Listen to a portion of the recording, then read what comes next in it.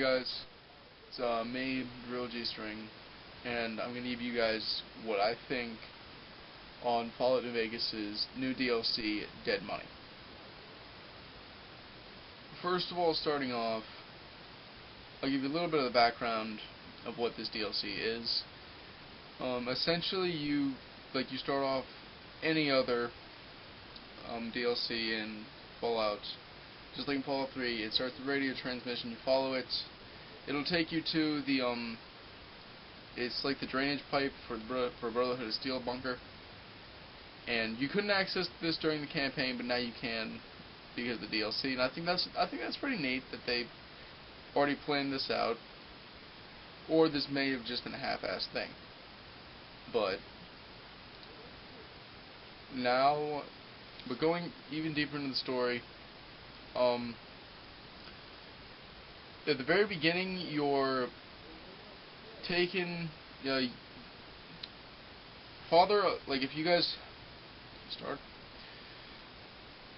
in the main storyline for the Brotherhood of Steel, there was a guy, the original chapter leader was Father Elijah, and he was obsessed with technology at Helios 1, and after that he disappeared.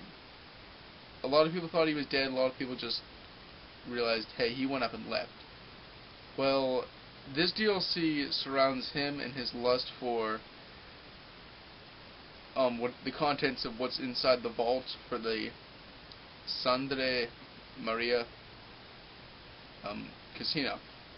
Well, he lures travelers in by this radio, and basically what he does is he then uses smoke, he knocks you out, and then a couple hours later you wake up, and he explains, okay, you and three other people, I have you, and then there's three other people who I've secretly become, he puts slave collars on them, that makes them his slaves, and then he says, okay, you do this for me, and I'll let you go free.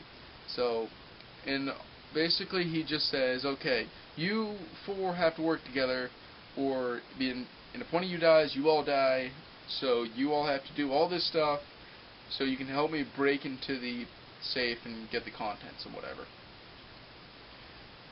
That's just the background of the beginning of the story. I'm not going to say anything else about it. Gameplay-wise,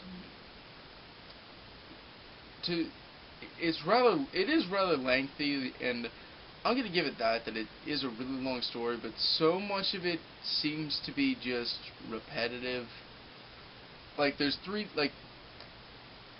everyone is basically it seems like you're out for yourselves, but then again, at the same time, you have people helping you. There were two types of people, because several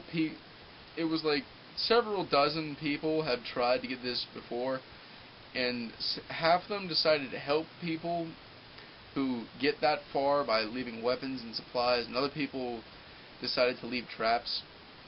Well, as you go through it, there will be mines and bear traps everywhere, and there'll be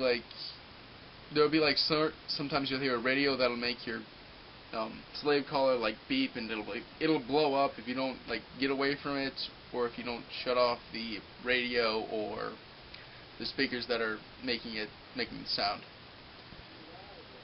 However, when you get there are a few enemies. They're like these ghost warriors that you'll meet in the beginning. There will be a few later. But really, it just seems that it's just rehashed. It's not really that interesting, to be honest. I didn't really care for it.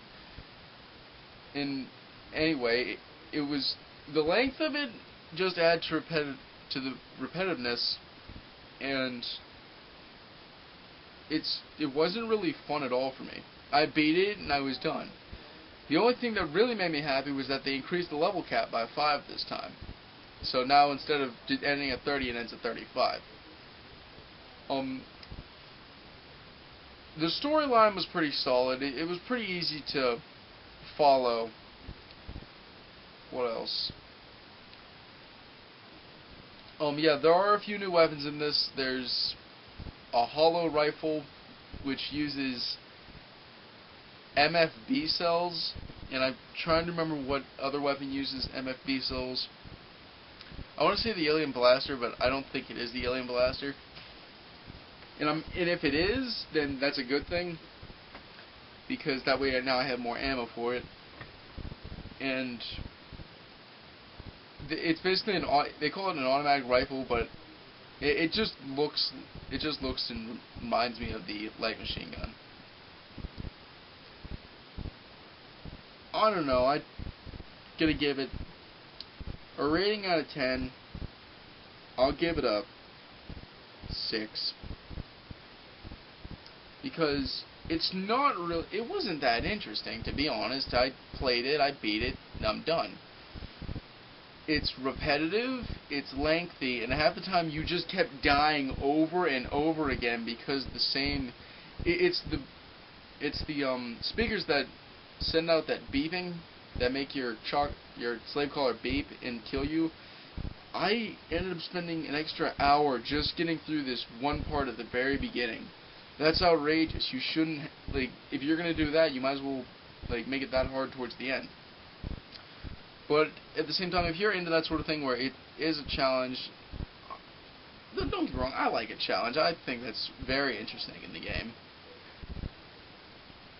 But I don't know, I just didn't care for this. It was highly anticipated. They obviously took time and worked on it, but they just didn't. Maybe they should have had people test it for more feedback. And the people who probably did the feedback are probably diehard Fallout fans, which like everything about Fallout. But I'm gonna have to say, get the game, get this DLC. But at the same time, I don't want to say that.